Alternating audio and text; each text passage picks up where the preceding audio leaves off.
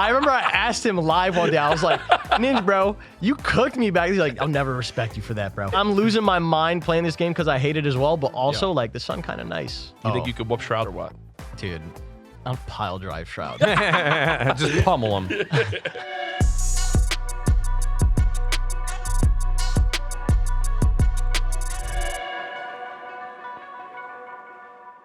Ladies and gentlemen, welcome back to the CouRage and Nadeshot Show, live from the Cash App compound here in Los Angeles, California. And I already told him when he walked in the room, as I got a nice hug from him, and I will vouch. Myth smells great. I don't know what scent you have. I like his glasses too. And your glasses look great. We have the one and only TSM Myth. Now, Myth is someone that I've known in this space since I first met him at the beginning days of Fortnite. But to show off his accolades now, yes, we know he's a streamer, content creator on TSM. He has over 7.3 million followers on Twitch. God damn. How is that even possible? Over 4.6 million subs on his main YouTube channel. And my goodness, you are one of the best people I've ever seen at impersonations. You like it when I turn into the Goblin Lord, dude? Oh, there it is, You little bro. XQC, dude. That is literally Matt, XQC. listen here, dude. You brought me to this show, this podcast, but you did not know, dude. You added 2 people to the roster. Not one. Nope. I don't even listen to XQC, and I know that's XQC. I don't watch him very often. You know what XQC sounds like because of Symfuhny. Because Symfuhny, Dude, all that's of his mannerisms have come from XQC. But I'm so excited for this episode because we have so much I want to talk about and so many things I want to bring up with you. I'm just going to get right into it because I want to dive in the episode. I'm going to do. I want to talk about Cash App, one of our proud sponsors here at Cash App. The show's brought to you by Cash App. If you don't use Cash App, then fuck you. Myth, did you know that on Cash App you can own just any piece of stock with just $1? Wait. Like most other places where you have to go and say, oh, well, I can't afford a $2,000 stock. Cash App says, hey, you know what? Go put a buck in there and now root for that company to do well so you can get the bag from your investment. I didn't know that. Yeah, did you know you can also buy Bitcoin? Straight off Cash App. It's money that is invisible, Bitcoin. And you can go buy that on Cash App too. And I won actually $100,000 in Bitcoin. It's a great description From Cash of App. Bitcoin. I just learned how crypto works. It's just invisible. It is. No, look, it's in the air right now. Woo! You know those little dust particles you see at times? It's actually crypto in the air. You can also invest for free, which is free of fees. So fees, we all hate fees. We hate taxes. Fees. Well, there might still be taxes on the investments you make after you take the money out. But either way, it's free of fees. And as you guys know, if you haven't downloaded Cash App yet today, first off, what the fuck are you doing with your life? Your life isn't complete yet. Download Cash App. Use a promo code Thieves. You get $10. Okay? Remember that invisible money I talked about? Boop, invisible money. And then the Gamers Outreach Foundation, which helps kids dealing with long-term treatments in hospitals to be able to play video games with their go-karts that we talked about. They get $10 too. So literally, that invisible, you get money, they get money. Bada bing, bada boom. Be sure to download Cash App from the Google Play Store and App Store today. Myth. I don't even know where I want to begin. Matt, do you know where you want to begin? Because I know where I want to begin. I wanted to ask Coach Myth about TSM Valorant. Ooh. Just because it's very relevant. I just did a reaction video to 100 Thieves Valorant qualifying for Berlin. And I don't even mean this question maliciously. Yeah. I think everybody on this show would agree, and everybody watching at home would agree, that you have been a breath of fresh air for the competitive Valorant scene. Early days, you adopted it as quick as anybody, and you actually had opportunities to co-stream a lot of the events, and just were quickly a pillar in the Valorant community, which I think is awesome. And TSM, a fan favorite. I mean, just dating back to League of Legends, still performing at a high level in that game itself. Yep. But I think everyone expected, especially with fan favorites like Wardell and a lot of the guys on that team, to be what Sentinels is today, or to be like, I don't want to make comparisons to 100 Thieves because they're still working on it, but yeah, I'm just confused, I guess, more than anything. As someone that doesn't know each individual player in and out, how they have sort of like fallen on their faces and not been able to qualify or meet the expectations that comes with being a competitive team for TSM. So I'm just curious from your perspective, like what's went right, what's went wrong, and how do you feel about being Coach Myth not in Berlin? Well, it sucks. Yeah. Not being able to like root for them all the way, especially in we're in the earliest years of Valorant. And I think these early years really determine a lot of the culture for the competitive scene and for, moving on and forward. So it really does suck not being able to see them go all the way and to end up in Berlin and to be able to root for them. Yep. I think our team, like truthfully, straight off the bat, and I've talked to the guys in person, so it's, you know, they know it too. It's like when we were dominant and winning everything at the start, you definitely hit a point where you're like, yeah, you know, we got this. You know, you kind of slack a little bit, bro. Yeah. And that's honestly, I think that's the major thing that it was.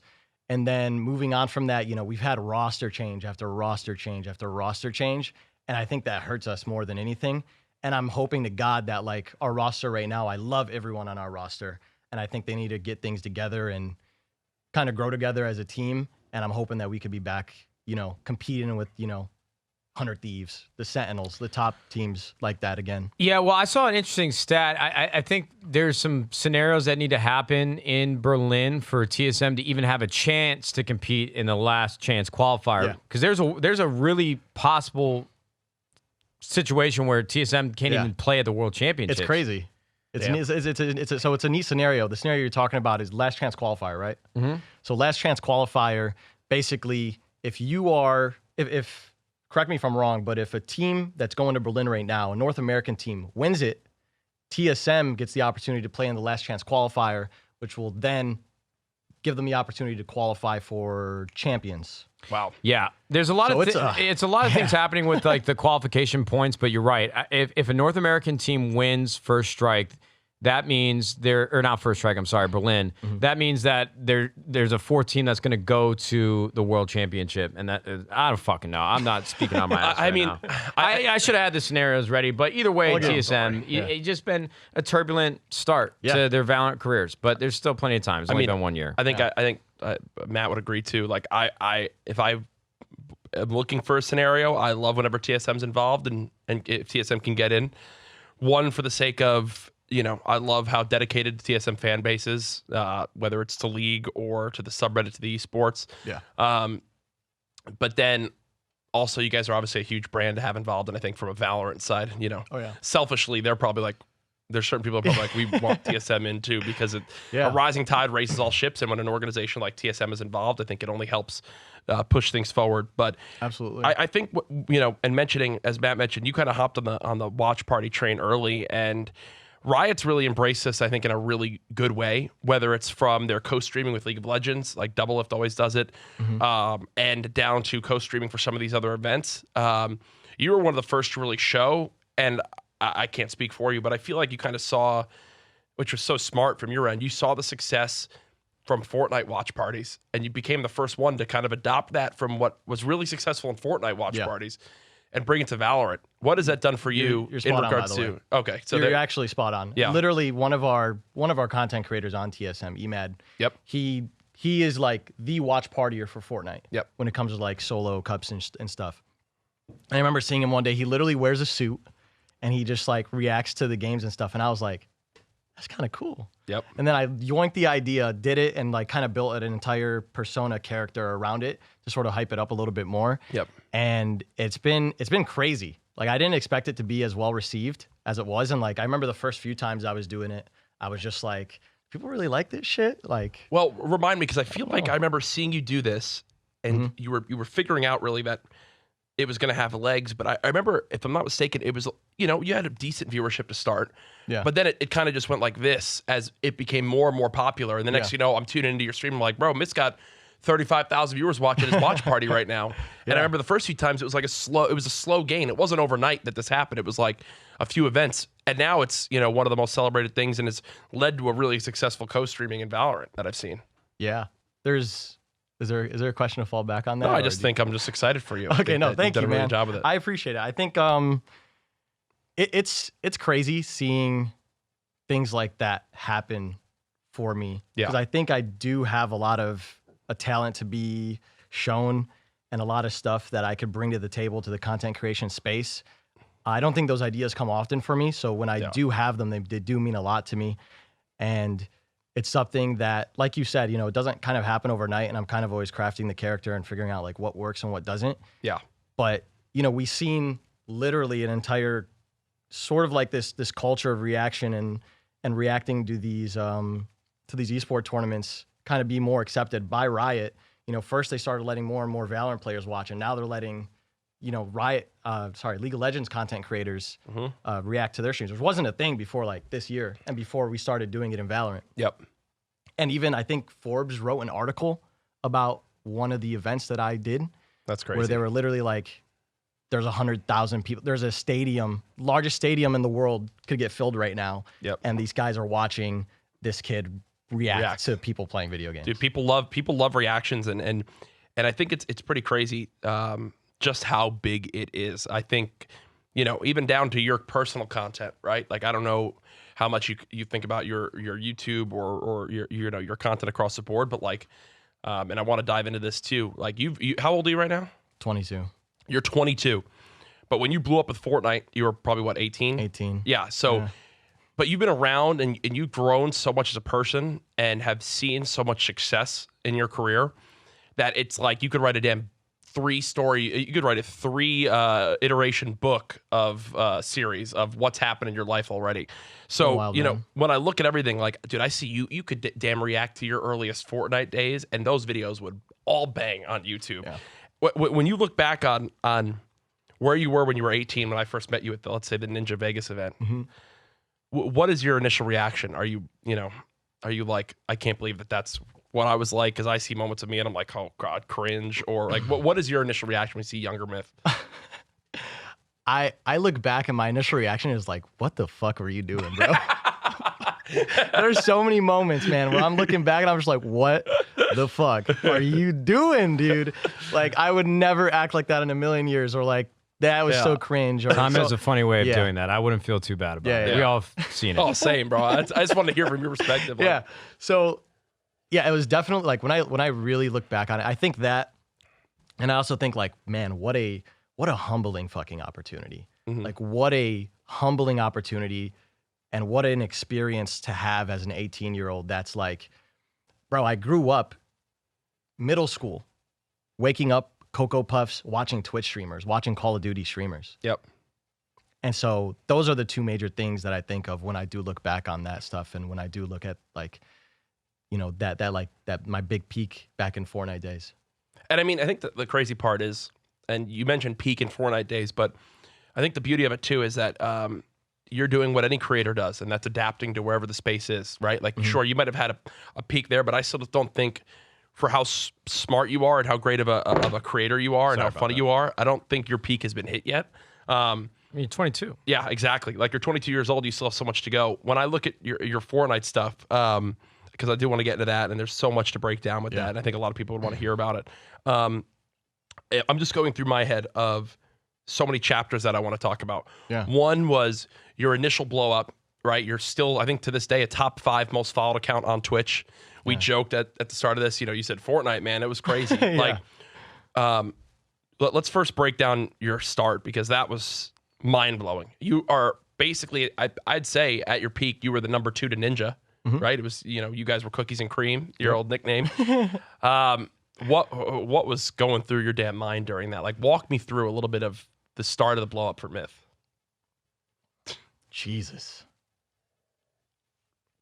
What was it? Was it you building versus Summit? That was you and Summit in the build battle, right? So I think if we're going to like where the growth, the real growth, like started to kick into place. Yeah. Actually, let's start off before that. Like Fortnite came out, and I was like, I love this game. Yep. And I was grinding it 12 to 14 hours a day, and my goal was I wanted to have the most wins. So I wasn't like I didn't like play with anyone. I didn't really have any friends that were playing the game. They thought it was whack. So I was like, I just want to get hella wins.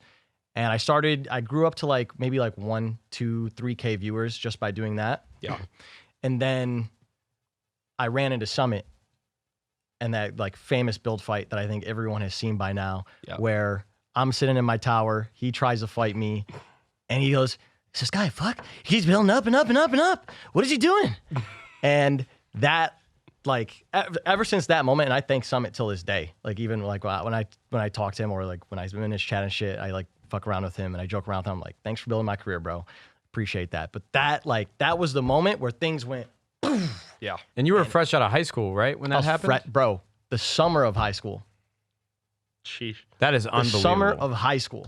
So Did you have people on Facebook hitting you up or people from school that you never really talked to send you messages? Nah. No? Bro, I wasn't friends with nobody in high school. That's like the Logic clip. I don't fuck with nobody. I don't fuck with for real. In high school, I was really, especially my last 2 years of high school where I decided that I wanted to stream. I streamed 365 days my senior year. Straight. That's insane. So you didn't have a job in high school? I did have a job. Oh, you did? Okay. Yeah. So I worked at Tim Hortons. That's dope. I would go to school, go work my 4-hour shift at Tim Hortons, and then I would go home and stream for like 3, 4, 5 hours. So did you quit Tim Hortons before Fortnite blew up, or was it after the fact? It was right. No, so it was kind of during. No, sorry, it was before. So what happened exactly was Fortnite came out, and I was starting to play it, and I was still kind of working at Timmy Ho's, and then I quit to go work at another job, another like coffee shop.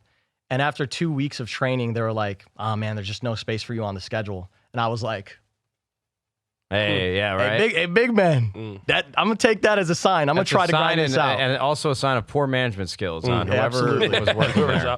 Let's put you through 2 weeks of training and tell you we don't have room for you anymore. Sheesh. Yeah. Or maybe you were just really bad. Who knows? I think I was really bad. I think I was really fucking bad. So I think the blow up is always, it always reminds me of like the origin stories of superheroes in a lot of ways, because the first movie, in my opinion, of most trilogies of superhero movies are my favorite. Like the origin of Thor, the origin of Iron Man. And so your come up when you reference Summit was probably just like a whirlwind when you think back on it now. I mean, 4 years later, you said you're 22 or 21? 22. Yeah, so you blew up when you were 18.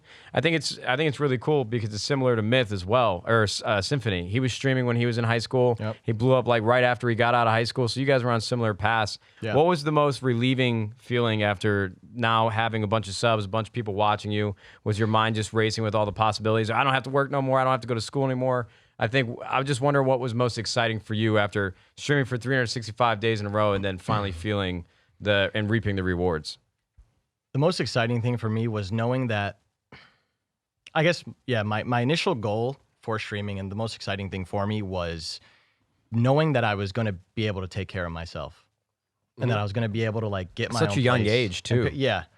I really got into streaming because I wasn't really chasing fame and shit off of it. I don't think it was that for me.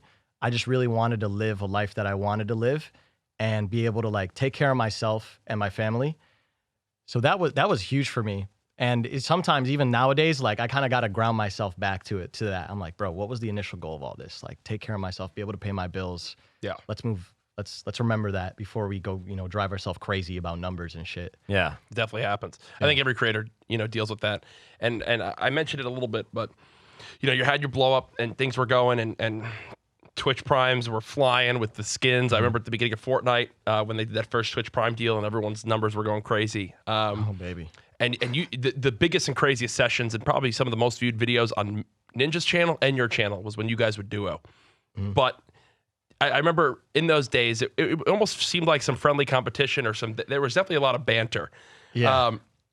I think of the moment when Tyler was talking about how if I wanted to play like Myth, I'd just sit in my 1x1, and then he tunes into your stream and you're at the top of a 1x1. I see that clip once a month on TikTok. Yeah, seriously. Like there was definitely like. Did you guys have beef? Like or what was it? So I didn't know it was fucking beef at the time, but like Ninja had something out for me, bro. I swear to God. I swear he had something out for me. Because I remember our first interaction was just like, I killed him once and he was like, man, fuck this fucking kid. He's just sitting up in the tower, like just sniping. Like, sure, if you want to play the game like that all day, like go ahead, dude. Like, sure, yeah. Totally. Can't respect that. I'm like, so like I think he definitely, and he told me till this day, he was like, bro, I'll never respect the way you played Fortnite back in the day. I remember I asked him live one day, I was like, Ninja, bro, you cooked me back. He's like, I'll never respect you for that, bro. But then we started playing a little bit more, and after like I wasn't just sitting in a base and just grinding out wins, because we definitely like built like a little bit of friendship, and we were able to kind of throw that shit to the side, which was kind of nice. But yeah, there were some interesting moments. Like him pulling up my stream like that. They're so funny. It's a classic rivalry, you know? If you guys are number 1 and 2 and he sees you, you see him, I'm sure that there was just that competitive should've played with drive that that you shit both more. had. Yeah. I mean, you could look back on that and definitely, There's can lessons to definitely learn think from that. there. I mean, I'm telling you right now, you go back and start reacting to some of them, and it'll still pop today. I'm gonna do that. No, for sure. I think, it's interesting because you guys did play a bit, but then, your paths kind of did split a little bit. People would always ask, yo, duos. But you were definitely more into the competitive scene than Ninja was, as he was more of like me, Tim, Lupo, Tyler would be playing squads. And then you began to really branch it and form your own avenue. And a lot of that was with the TSM house, which I think was the start of content houses for Fortnite. I know, for example, Matt and the old Optic and Phase house for many, and Gamer Shore out here. They were the OG, gaming houses. Yeah.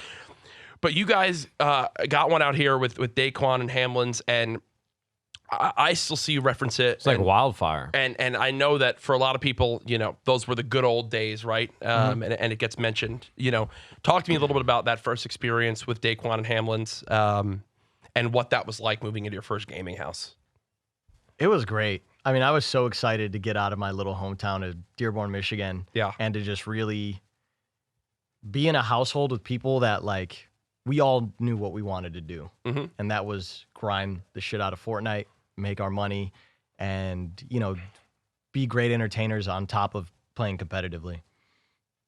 And so the first few weeks and the first few months of us being there, it was brilliant. Like, you see in all the clips, and it turned out being something that the fans really liked a lot. Yep. And all in all, it was just like electric. Yeah. Like, everything that we were doing was electric.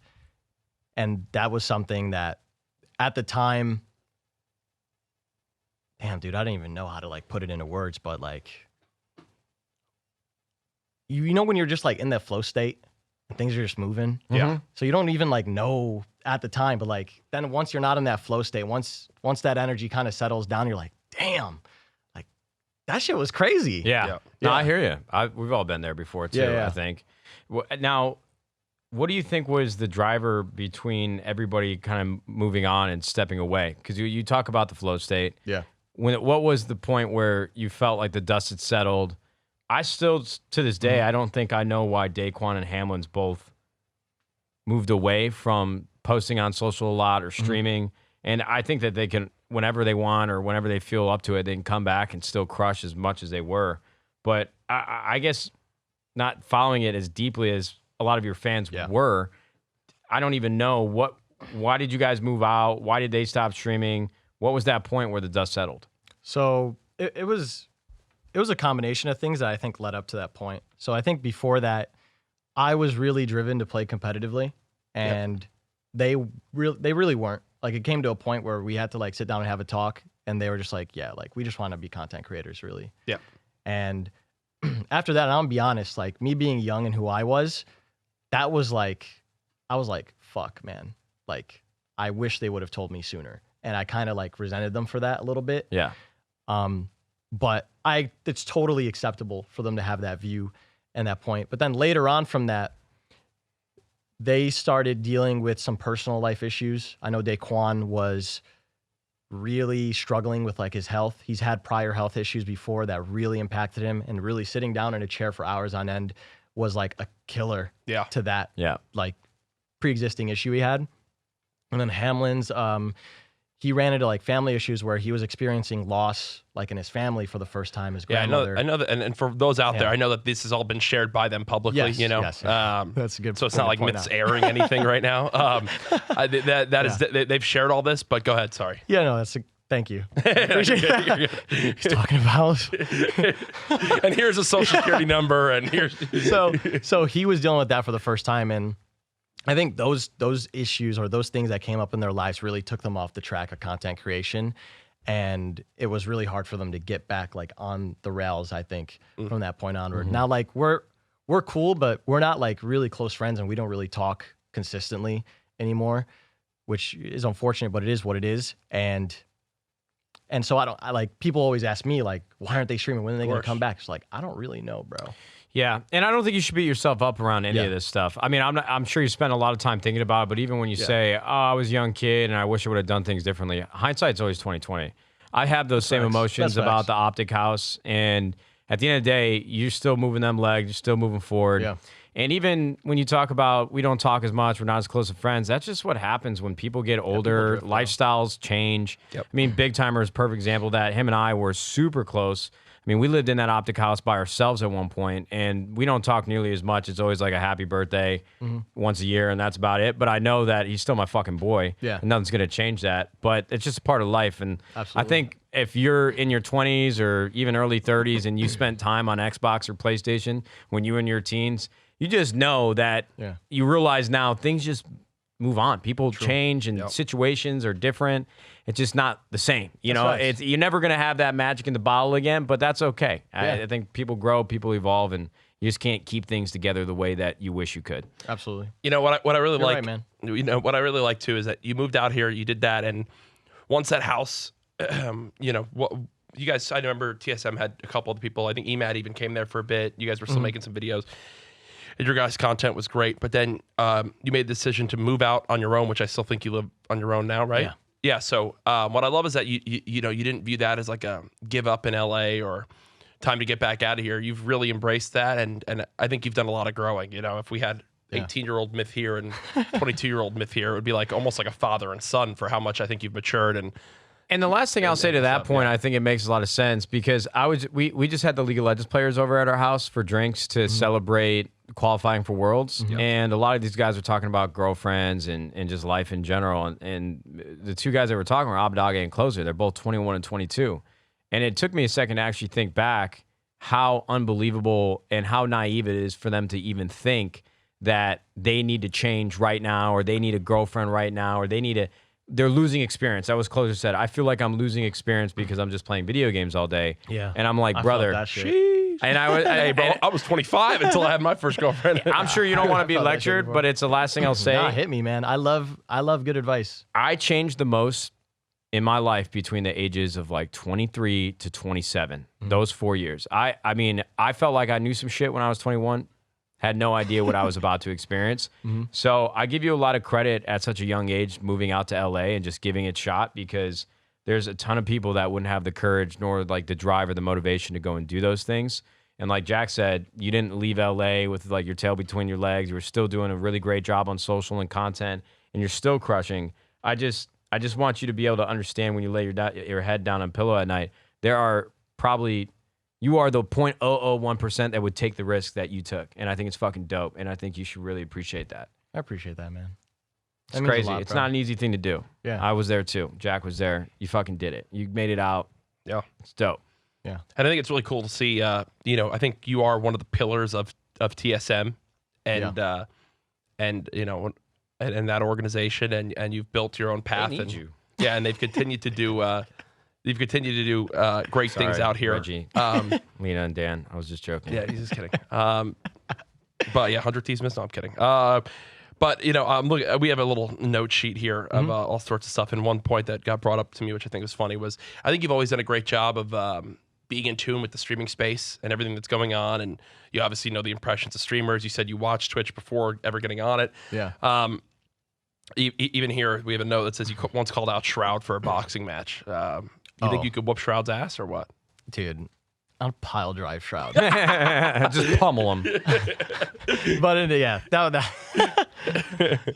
was he was talking smack on TSM one day, and I just I had to let him know that I would whoop his ass. Facts.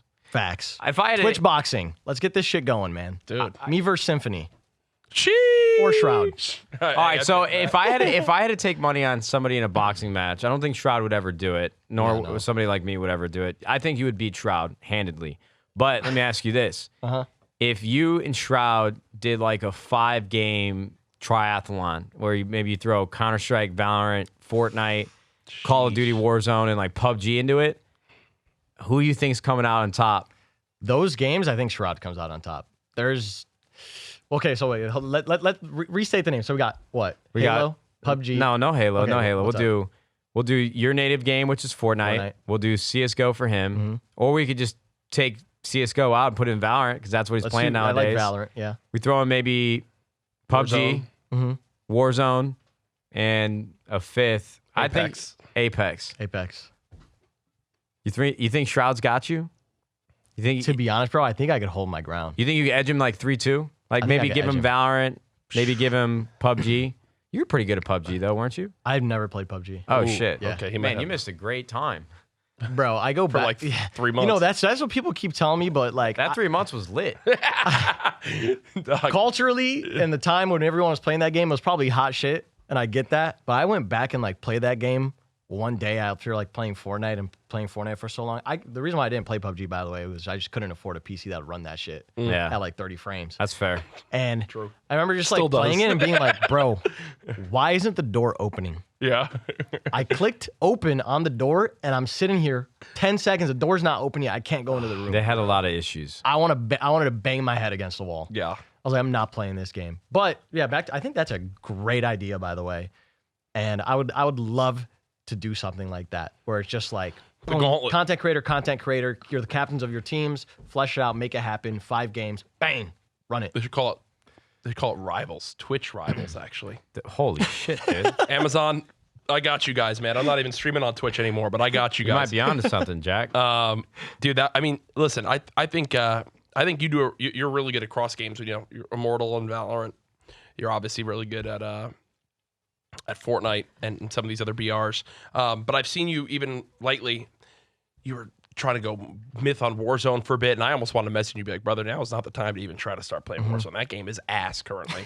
I think I saw you messing around on Apex a little bit. Yeah, I've been dashing around in Valorant, I saw you on yesterday, I believe. You know, what outside of the watch parties and some of the stuff, like, what are your thoughts in the gaming space right now? Oh my god, bro, I'm just trying to live out here. I'm just trying, Trying to survive. I'm just trying to float.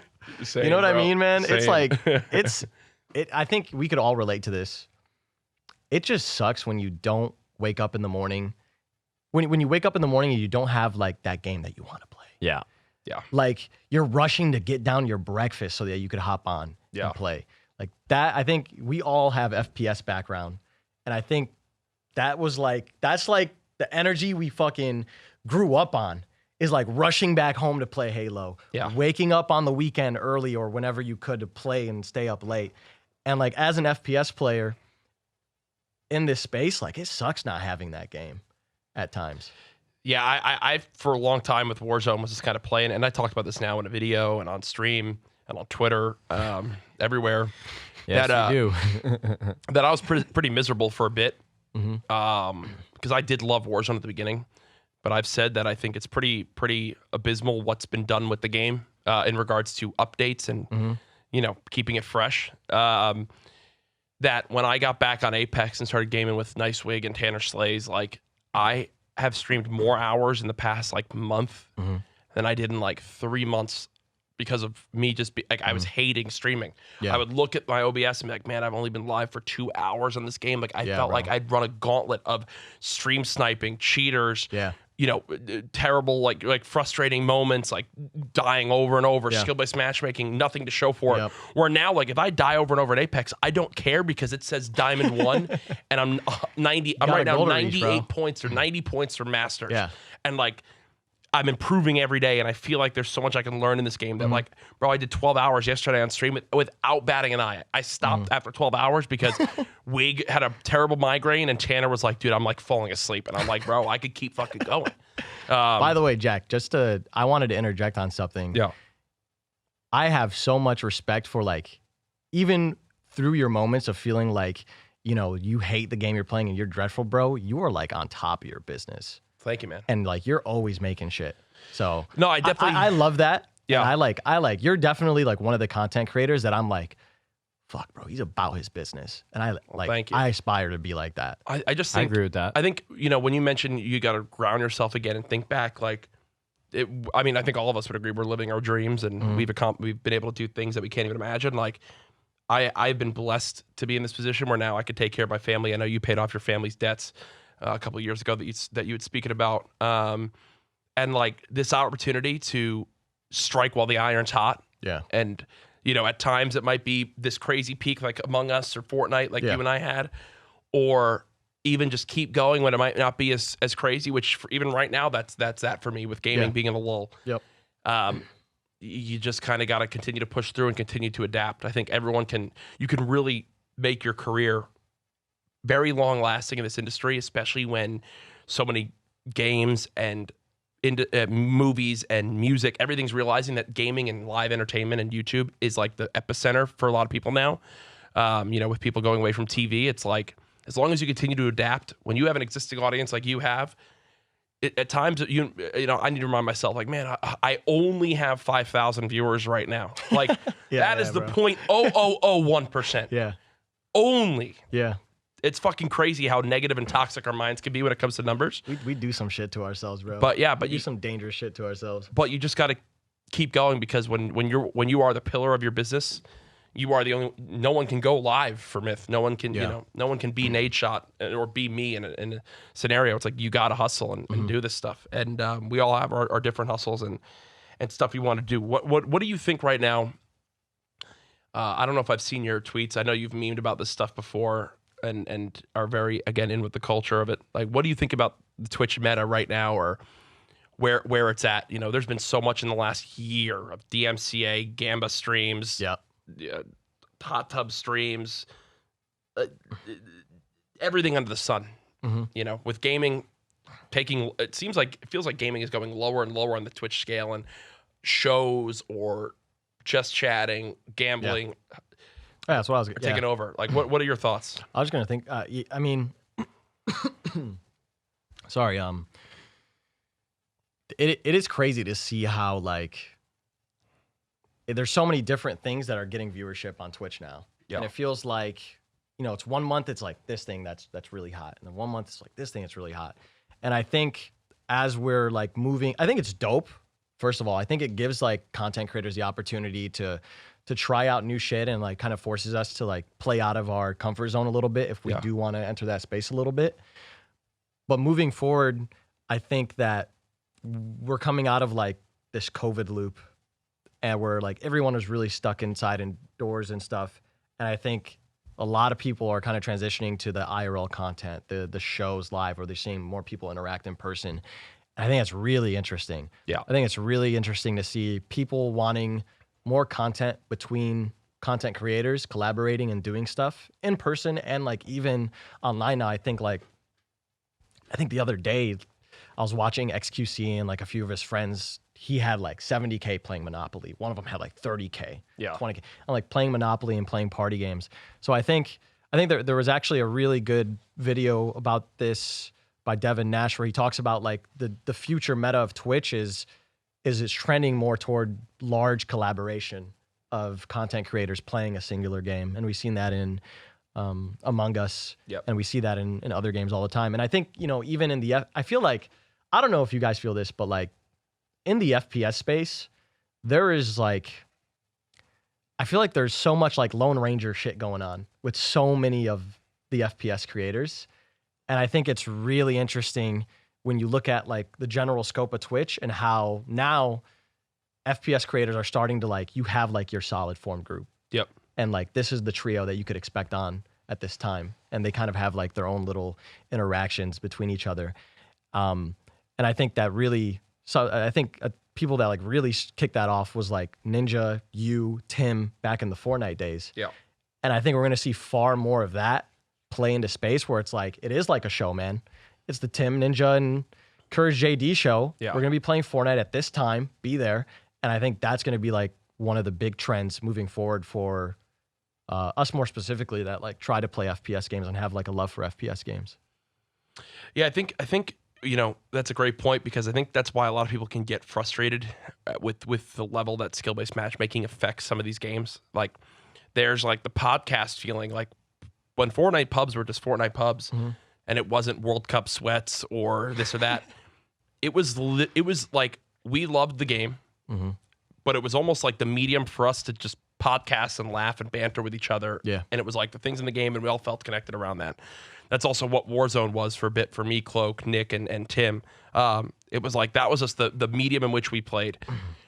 But then on the other side, when there's a rank to play for, like Valorant, like, I mean, Matt, your most recent stream addictions have probably been your Valorant grind when you were going for that. Like, when you mentioned forming your own little crew, it's like, it's because you need that chemistry. You want to know you're going in with people that, like, you know how they play and bounce off each other well, and won't freak out if you don't win. Yeah. Like, I think that it's such a funny different balance that there is for us. I think it's a great observation, Myth. I mean, I'm seeing exactly. It was so funny to witness Fortnite deteriorate in the larger parts of the community and the creators that make up that community, because I watch it from a bird's eye view, because I was living with Jack and he was playing it 8 hours a day, but I wasn't really streaming much. So I got to just witness the cycle of everybody slowly but surely start complaining about things. Some updates come and they're not what the people wanted. So then they just get more angry and more angry. So exactly what was happening to Fortnite is exactly what's happening to Warzone. Yeah. And I think it's going to continue to be this cycle for these battle royales.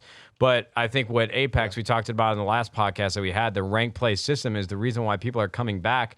And actually enjoying the game, because there's depth and there's substance. So I completely agree with you with like the Dr. Lupo, Tim, and Ninja, and then you got Nick Merckx and Cloaksy and Tim again playing every day together. I think it's really just what the substance of the games that we're playing are. Because the Fortnite pub comparison, Warzone right now in just a terrible state. If the only way you're going to get by with enjoying those games or having your community enjoy those games is to have just a bunch of friends hanging out, shooting shit. It's just about finding that group and getting everybody on the same page, and that's usually the hardest aspect of it. I'm sure you've probably felt this stress before.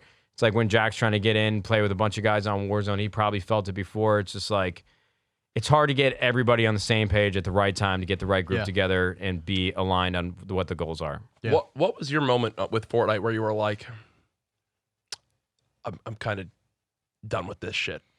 Or maybe it never felt the same after, because mine, for me, genuinely was the mechs. That was a big moment. Yeah, big moment. Yeah, I've talked about it before, but like I literally quit on Tim at a Twitch Rivals event for the mechs, and it's probably one of my most famous clips ever. Was just like, man, that was so miserable. It's the first time I felt like this game they just don't care about. Good question. How long did you grind out Fortnite after the mechs?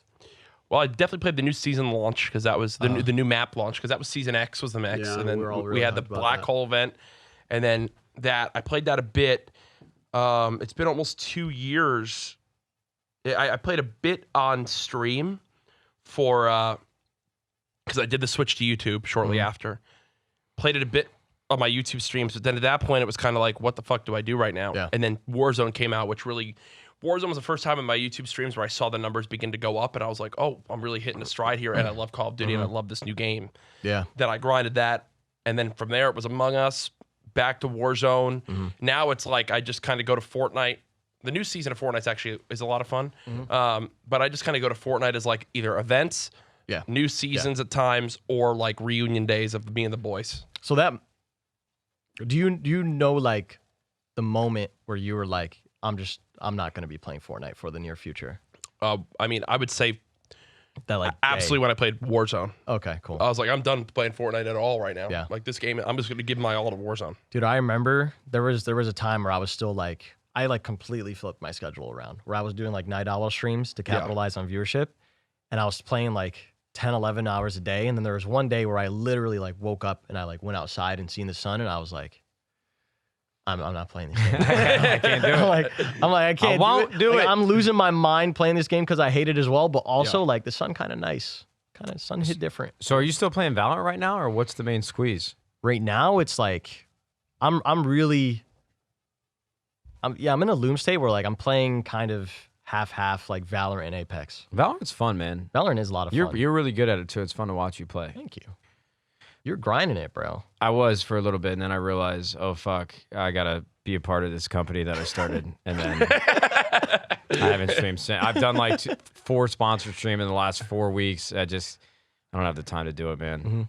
But it's all good things. I don't need to talk about me. So you're playing Apex right now. Is the Apex system for ranked like comprehensive enough to where, I know you talk about hitting Diamond or Masters and all these points that you need to get, but are you guys fully addicted to it to the point where it's comparable to other experiences that you've had on League of Legends or Halo, where there were just very good ranking systems in place?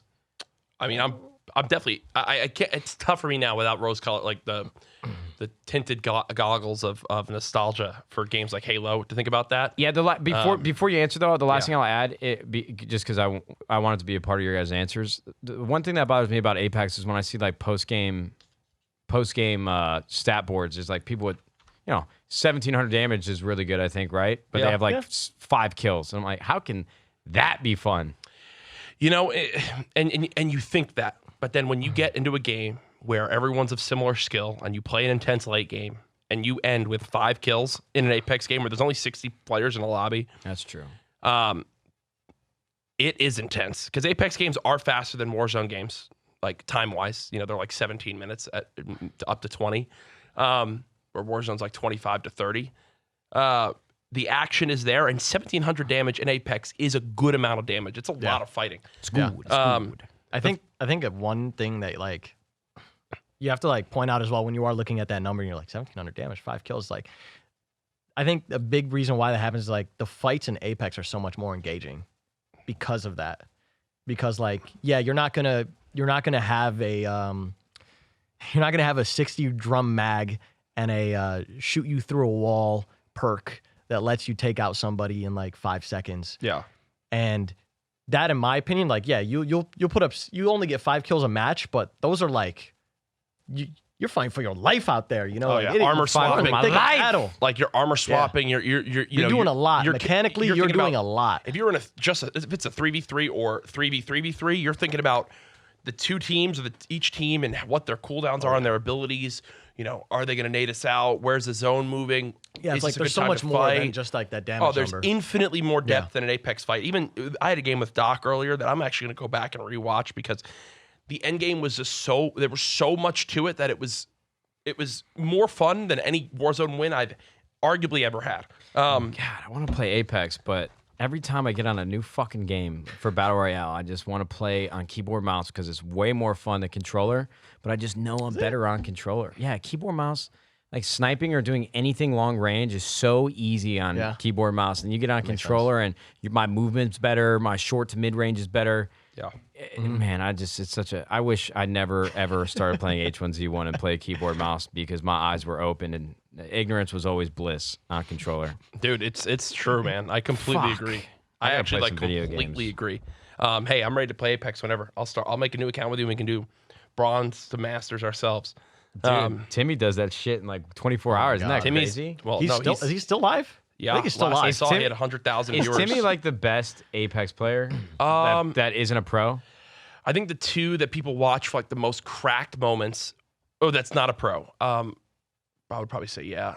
I think the guy's name is Draynilla, who's a pub stomper as well, and he's really really good. I think I think there's like.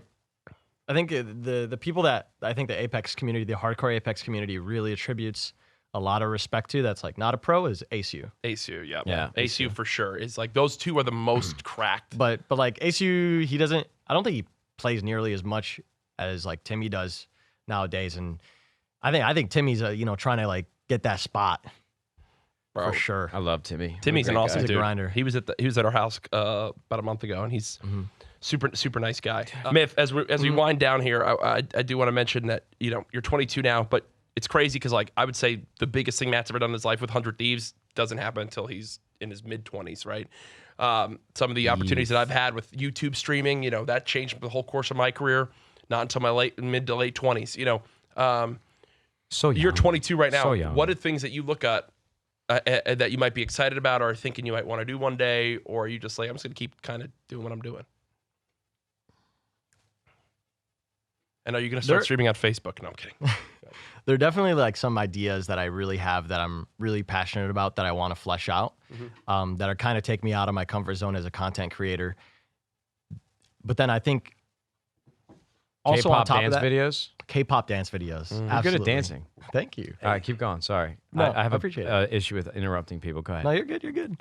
But I think right now I'm really excited about exactly where I'm at right now because I'm in a position where,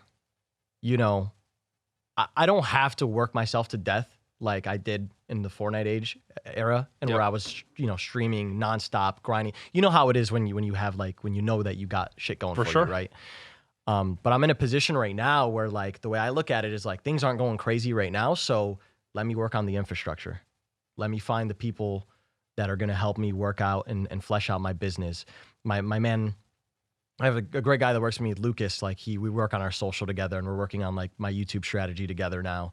And it's now I'm in a position where like, okay, there's a positive to come out of this, a really big positive where I want to work on developing like my core infrastructure so that when that time comes around, bro, and opportunity comes around, I'm going to be able to eat it out alive. Oh, yeah, eat it out. Eat it out.